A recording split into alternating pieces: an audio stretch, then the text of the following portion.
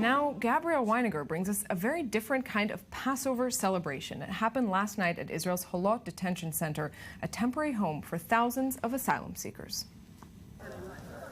This specific Passover night is different from all other nights.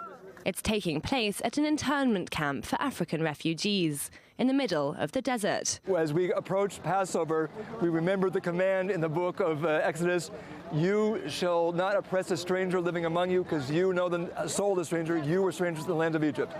The detention center, opened in 2013, is now at full capacity, with over 3,600 asylum seekers, all single males, that received random summons from the state.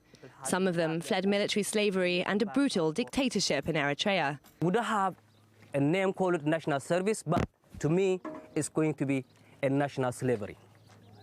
Because once you enter in the national service, you never get out. Others fled genocide in Sudan. Israel as a country, and they experienced the genocide and Holocaust. They will treat somebody in need as they have been treated in the back of the history. Unfortunately, until now, I didn't get that chance. Israel is kind of making life harder even.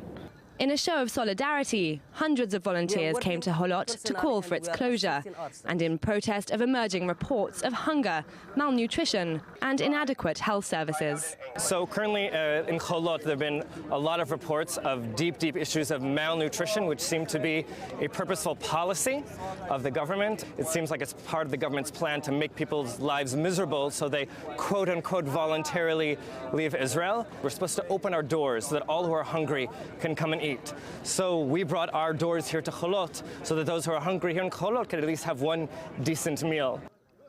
Refugees stood in line for the food under the desert sun as they exchanged stories of their own exodus with Jewish volunteers. They came from Egypt, and we also come through Egypt to Sinai. They came from genocide from Germany, and we also getting out from genocide that's going on in Darfur. On Passover, the Jewish people commemorate walking this very desert for 40 years, from slavery to liberation. Most of the refugees here today have made that same journey in search of safety. But now detained at Holot Detention Center, their walk to freedom has been put on hold.